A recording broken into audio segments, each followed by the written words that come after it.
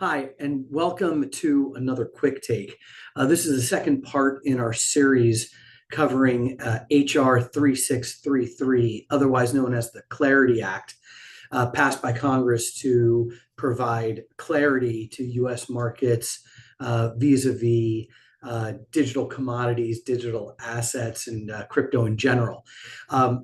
We are going to cover the second section of the Clarity Act. It is a 250-page document broken up into 5 or 6 sections, and we did the first one in the first episode. We're going to cover the second one here. Just some housekeeping. Howard Krieger, not a tax attorney, not a tax specialist. This isn't financial advice or tax advice. I just have a background in structured finance and really enjoy going through these documents and trying to get a sense of what the objective was of the groups that put it together, beyond maybe just the black and white letters. So where you could probably get a good summary just by dropping the thing in AI. I'm someone with experience, having gone through these things before, and I can add a little bit of color because of it.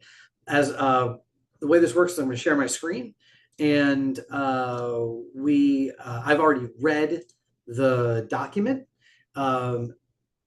I've gone through and marked and made highlights to this document. This is HR 3633, see up in the corner there, which means this is publicly available. I highly encourage you to get your own copy and read along, take your own notes, or certainly I'll share mine through a link on socials.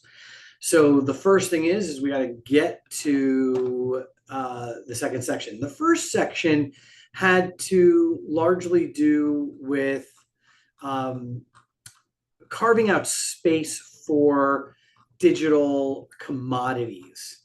So where the first section talked about there's a thing that is a digital commodity, and that this digital commodity is on chain, is not a security, is not a stable coin, isn't backed by an agricultural good. The idea being that in the landscape of everything a token can be,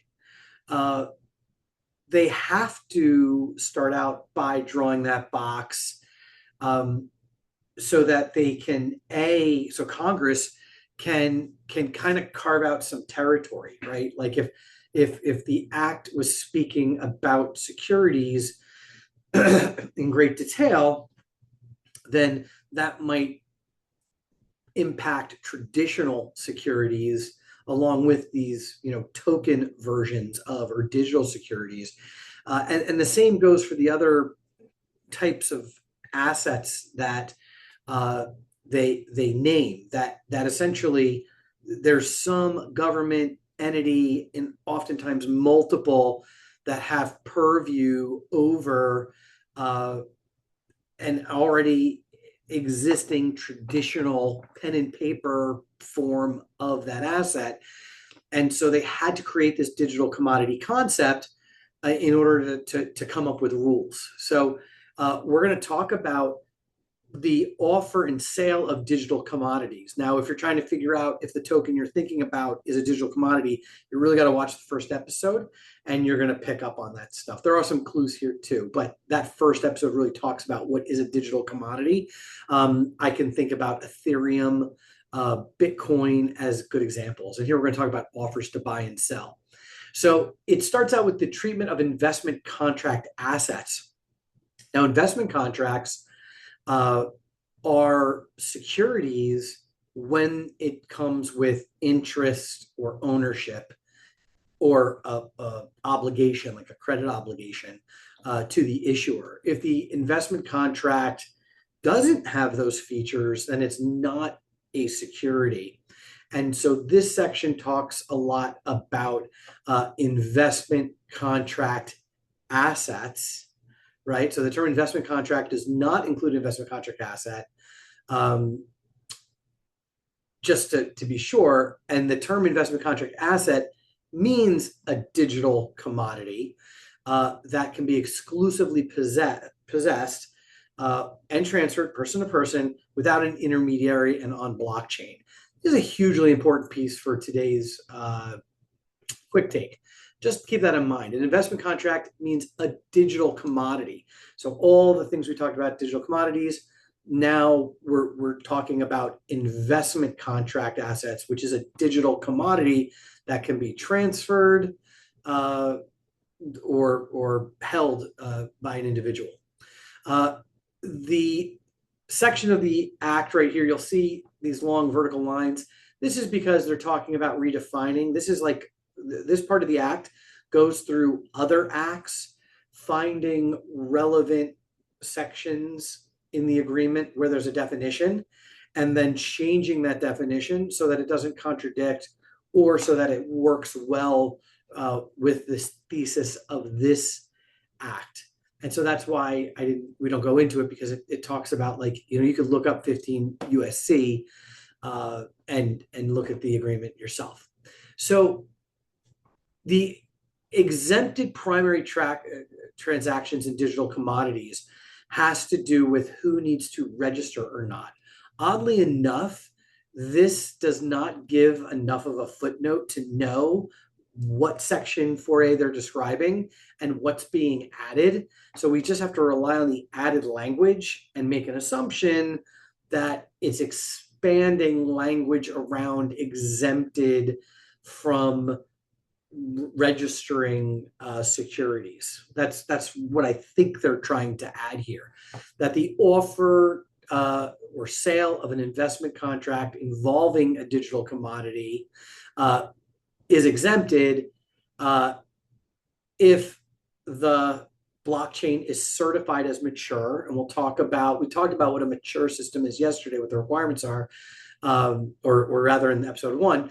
But here, just know that a mature system is a mature blockchain system is very big, and that it is certified by this commission that it is mature. So think Ethereum and Bitcoin as a mature blockchain system.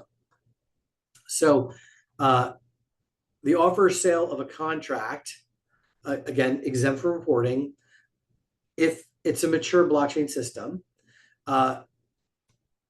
by 4 years after the first sale of the investment contract involving the digital commodity, or a date that is 4 years after the effective date of this paragraph. So right off the bat, if an investment contract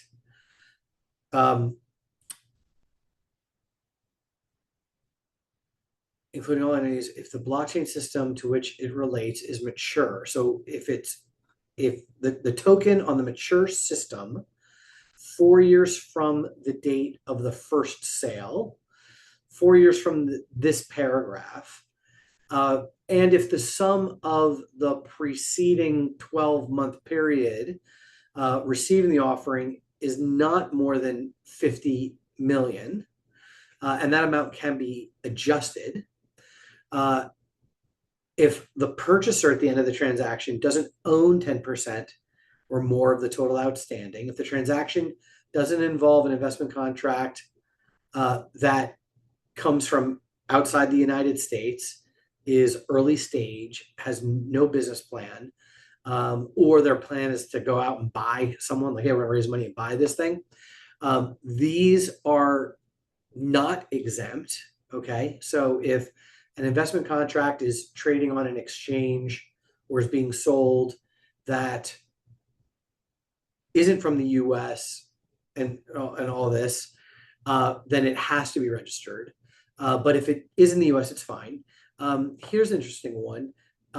If the token cannot involve fractional oil or gas rights to be exempt from reporting, or mineral rights. Again, this is because we're talking commodity here, so there's probably already rules around what it means to trade fractionalized interests in those asset types, and they really don't want to cross that bridge here. With respect to certain digital commodity transactions, the commission shall have the jurisdiction and enforcement authority to basically require an offering statement disclosure filed under this section. Um, and this would be for non-exempt digital commodity trades. Here are the requirements for those digital commodity issuers. One, if they're looking to act under the exemption,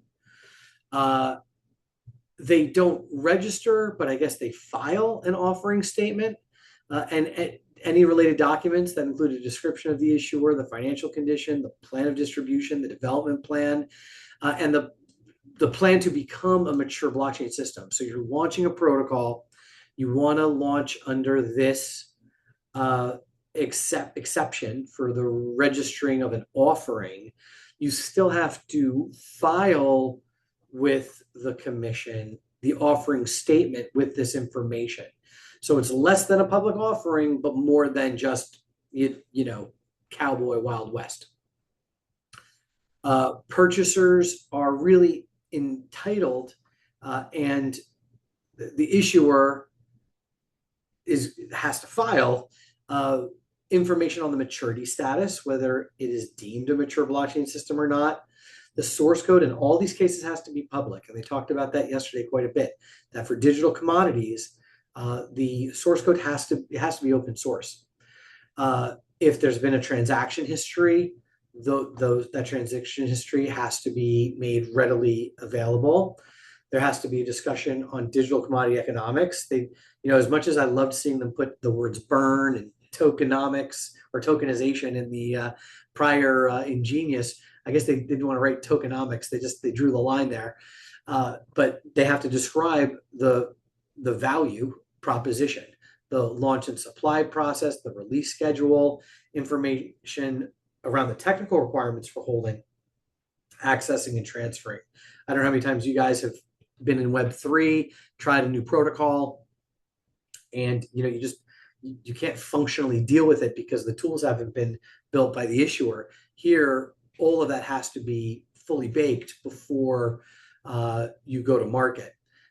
If there's any consensus mechanism, that has to be disclosed, including burning and destroying. Again, love seeing a term like burning in an act because it shows you that smart crypto people helped write it. Any explanation on what's driving value, ways to implement changes. The development plan, if it's not mature, has to be codified, and critical operational dependencies. Ownership disclosures, so related or affiliate persons have to disclose, or the company has to disclose that they have certain disclosures, right? So the list gets provided to the commission and is kept private, basically for protection of the investors and the public interest, but you still have to provide that too as part of your filing, and risk factor disclosures as well. Ongoing disclosure requirements. So for a mature, right, if you're not yet certified as a mature system, then you have to file a different report, right? So if you are if you're early-ish, you have all your ducks in a row, but maybe you're not at the 50 million, so you are working towards mature. You file the offer statement with the commission with those items we mentioned. If you are a mature blockchain system, or you're maturing, so you're not quite there yet, but maybe you're pursuing that certification, you have to provide reports every 6 months with updated descriptions and status and timeline. How will the blockchain system become a mature blockchain system? What are the efforts to develop the system? How much money has been raised, and what's been spent and how's it been spent to date, and financial statements, if they even exist. You might be just cash on cash at that point.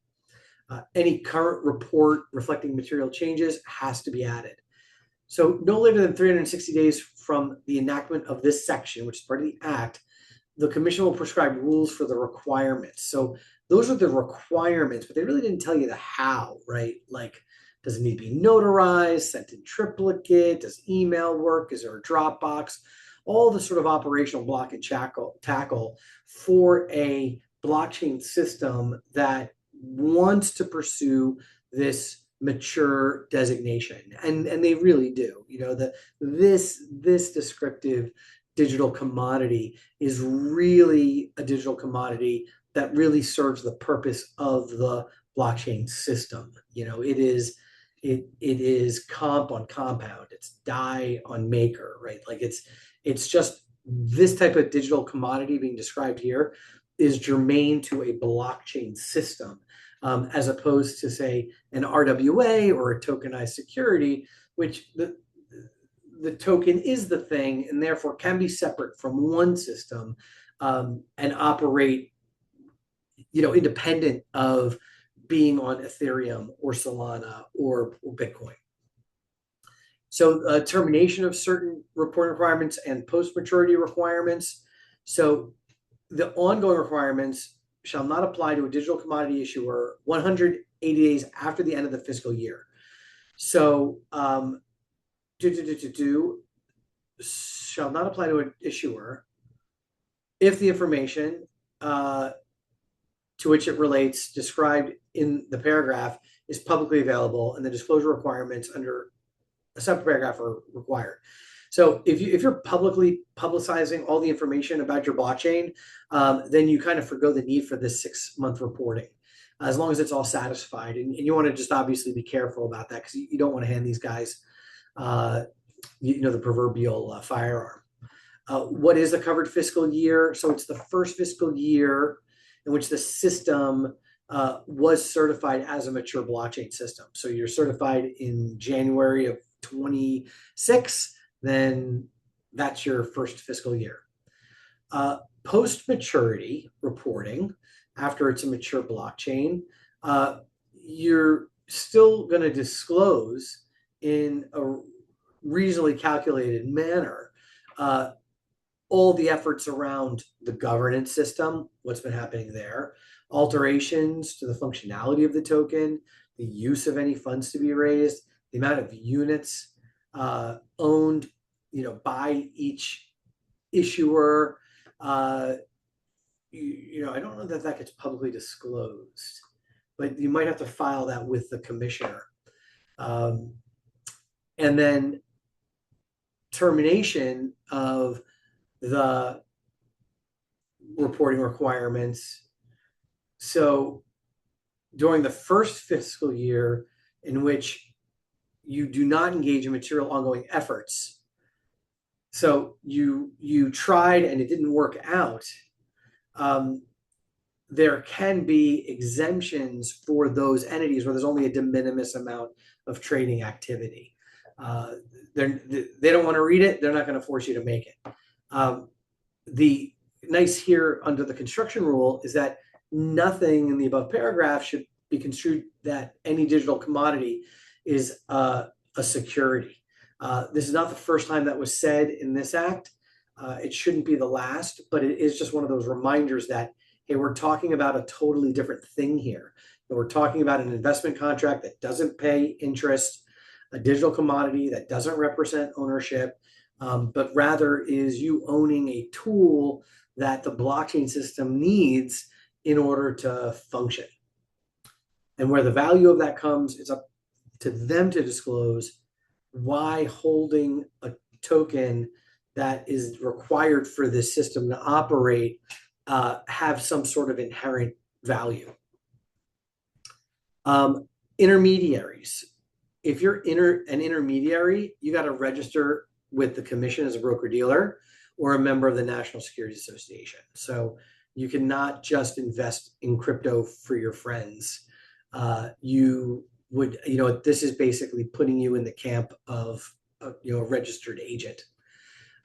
If you fail to mature, not later than 270 days, there's going to be rules about what failing to mature looks like. But if that protocol does not become a more mature blockchain within the time period described, was it the 4 years, I think, something like that. I think yeah, 4 years. Then you need to disclose that you failed to mature, that you have a development plan, even though you didn't mature, as well as risk factors. Now that you haven't matured, what can happen to your investment next?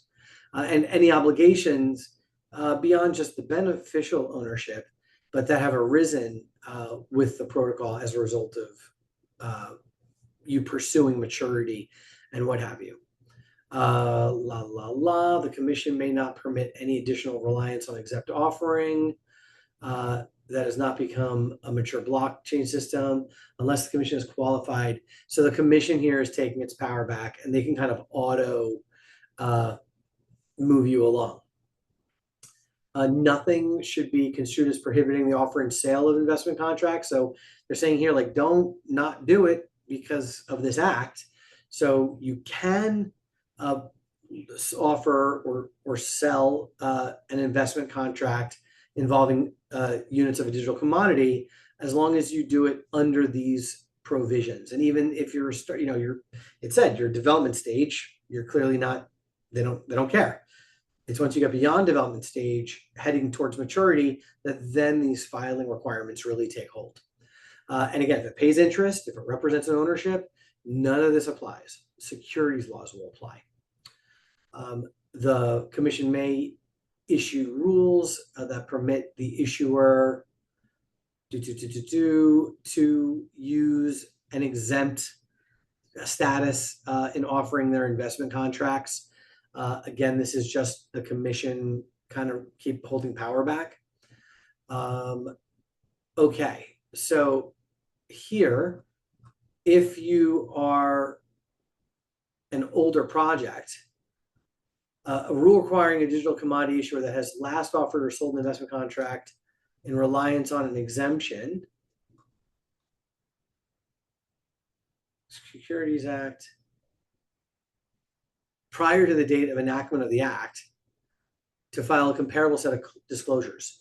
So if you're an extant L1 and you have not begun, and you fall into the digital commodity definition, you are expected to file a comparable set of disclosures.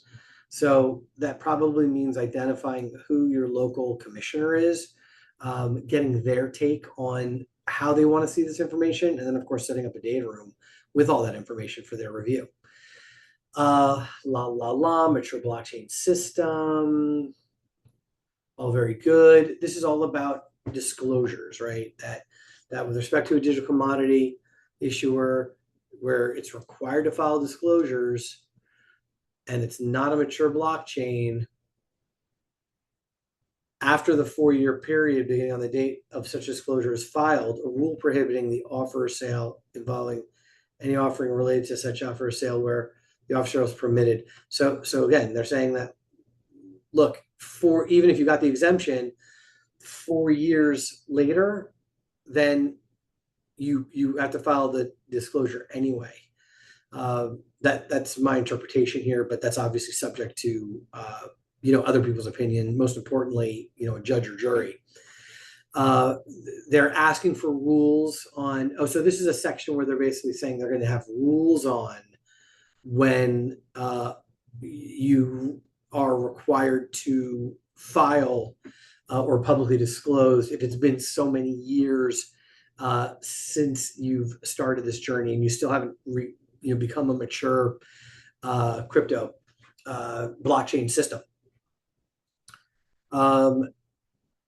Permitting a successor to the digital commodity issuer, meaning like if someone has to step in, what those rules would look like. Notwithstanding anything in the provision of the law, the offer or sale of a digital commodity by a person other than the issuer shall not be an offer or sale between the issuer and the purchaser. So for the most part, if you are an individual and you hold a bunch of this digital commodity and you enter into this investment contract to move units of the commodity, If you are a person other than the issuer, and the purchaser, that sale is happening outside of any kind of reporting requirements. Probably subject to AML and KYC, but it's not the end all be all. End user descriptions are not an offer, right? So the distribution does not offer a sale of a security. So you mint a bunch of tokens, you got to get it into the hands of your employees, to contractors, maybe friends and families. That distribution is not a sale. An agent has someone that has direct or indirectly controlled by the issuer, and under direct or indirect common control with the issuer. So an agent is someone that's really working on behalf of the issuer, either directly or indirectly. Affiliated persons have a different challenge when it comes to selling your crypto or your digital commodity. If you are an affiliated or a related person,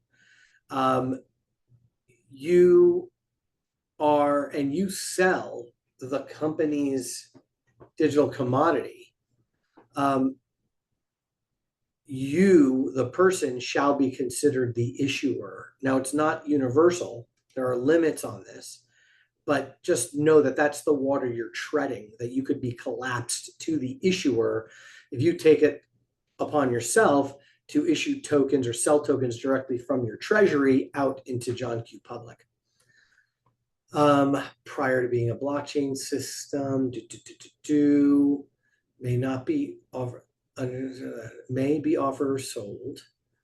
So here, prior to being a mature blockchain system, the units of the digital commodity that have been acquired by the person or the affiliated person directly from the issuer may buy or sell if it reports with respect to the digital commodity where required a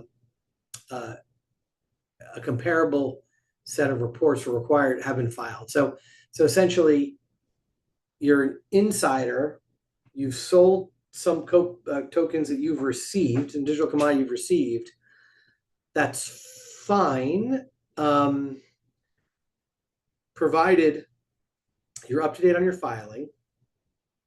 You've held the units for more than a year.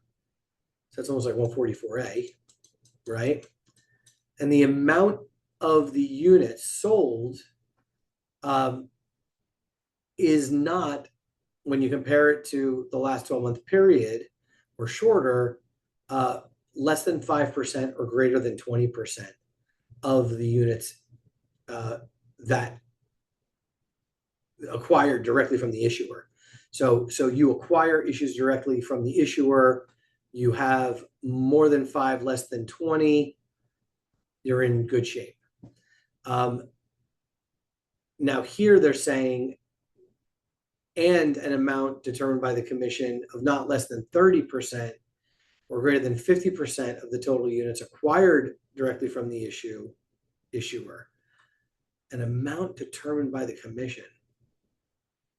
Yeah, so here you have two different amounts, right? So here it says the rule is if you're an insider, you can sell as a related person or affiliated person in any 12-month period, not less than 5 and not more than 20. You can also sell not less than 30 or greater than 50% of the commodity acquired directly from its issuer by the digital commodity related person or digital commodity affiliated person. So again, here you can sell more. Yeah, it's hard to say why this says less than 5 and more than 20. And then this is saying less than 30, more than 50. So maybe this is, I got you. So here you can't sell more than 5% of the total outstanding units or more than 20% of the total outstanding units. And of the ones you received, you can't sell less than 30% of what you received and more than 50% of what you received. Very narrow box there. After becoming a mature blockchain, offered or sold is fine. There's public disclosures. The affiliated person has held the units for not less than 12 months or 3 months following when it was certified as a mature blockchain. The aggregate amount of the units sold by the digital affiliated person in a 12-month period is not less than 5 or greater than 10%. So you haven't done that. You haven't sold less than 5 or greater than 10.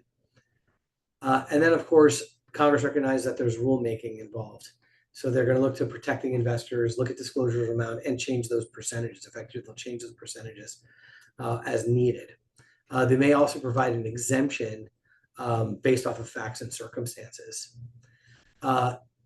Right here, manipulative and deceptive devices.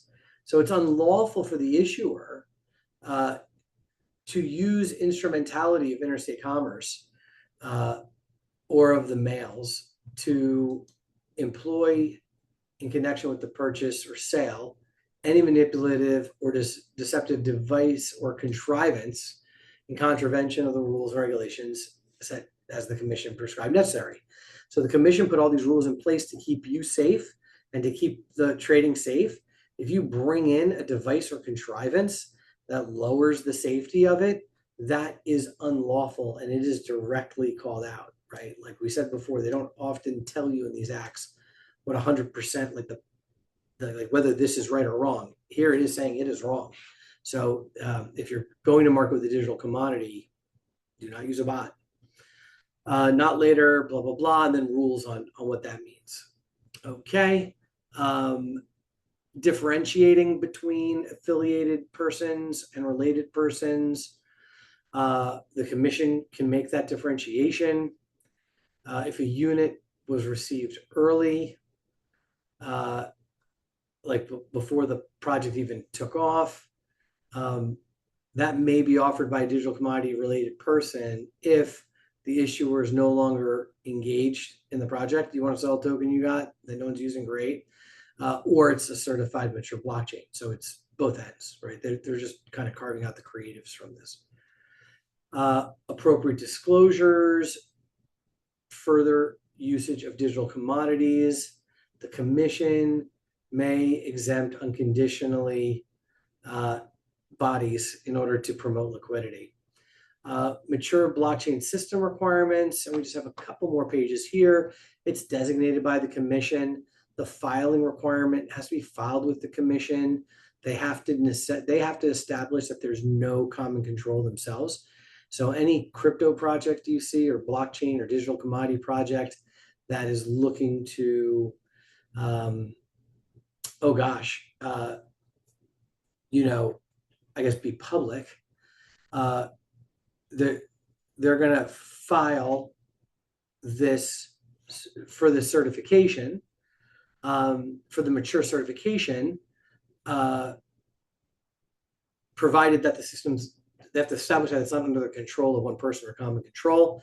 They have to describe how the market value is created. If there's any DAO or decentralized governance system, how's that working for this blockchain system?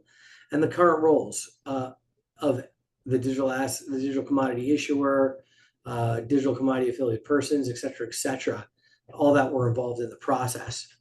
The commission may rebut a certification. So within 60 days of receiving it. So the mature blockchain system says, hey, look, we're here. Here's our certificate. We're filing it. They have 60 days to push back. This next section talks about public notice periods for letting everyone know when these are coming online, but also when there are challenges to existing systems. And that could be interesting. They have to file, public notice. The commission is going to file public notice around all the certifications they received, any kind of stays, meaning like we're hands off doing this review for 120 days until more information arises. Those have to be shared. And of course, any response. And now the commission can consolidate and treat as one submission multiple certifications under the paragraph for the same blockchain system that relates to the digital commodity during the review period. So if multiple certification requests come in for the same blockchain the commission can collapse those. There's a 60-day public comment period. At the expiration of the review period, the certificate is renewed if it hasn't been challenged and rebutted by Congress. There's a recertification process. If you do, it's a 90-day period beginning at the date of the rebuttal. You can't make a certification within that 90 days after the rebuttal. You can appeal the rebuttal to the United States District of Columbia Court. The maturity criteria, this is good because I wish Congress would have put this first. Congress is here to create efficient and safe markets. That is what they're claiming all the rules in here are for, that they are 100% there to help develop related digital commodity venues, including a mature blockchain system. This is like what they want to support. Okay, construction deemed mature. A person may establish a blockchain system that's not controlled by common control. All blockchain systems have to have a market value derived from the use and functioning of the blockchain. When the public development plan describing the value expected to be derived from the programmatic functioning must be disclosed. The functional system for how participants engage with the blockchain, whether it be using, deploying, or participating or operating.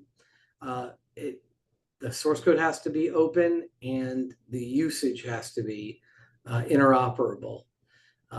And so that here is like, you have to have a business case other than being a layer one, because you clearly have to make it open source, interoperable, and disclose everything about it. So the government is saying, don't enter into this lightly. And there are costs, right? So the blockchain system has to bear the costs of getting this certification and this filing. So it's going to be a little chicken and the egg for a while, or just big, well-established players will kind of like gobble up the L1s because maybe they can, like a bank could buy Avalanche because the bank is more set up to deal with some of these policy issues than say an Avalanche might be. So this is kind of a way of opening the door to probably some pretty impressive M&A talks about taking over, say, non-mature L1s, and as part of the acquisition, promising to get it there. They have to demonstrate system governance that there's no common control. No one controls 20% or more of the outstanding vote. No person has some unique privilege or permission on the voting chain. And addresses and errors, and then distributed ownership. No one shall own 20% or more of the commodity. For pre-existing blockchain systems, and this is completely optional, as long as you're meeting those requirements and 50% of the units are held by persons other than the issuer, then you go right to the mature, do not pass go criteria, and you're on that 6-month reporting cycle at that point. Again, governance here cannot have common control, and there needs to be a decentralized government system in place. All of this is expected to take a year, a year for the act. So, not terribly exciting, totally admit that, but you did see the language there, right? That the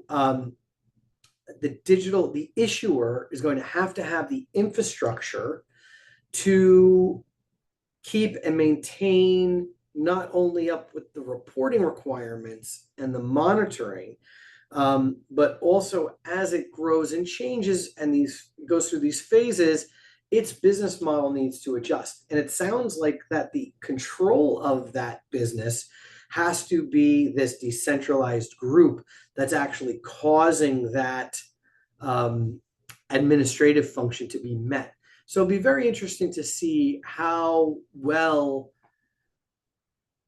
these mature blockchain systems, come out after this act, and how well the ones that are currently alive and up start to amend their practices to meeting these requirements, because these are all costs. Nothing in here is a revenue source. So, someone's got to pay for it.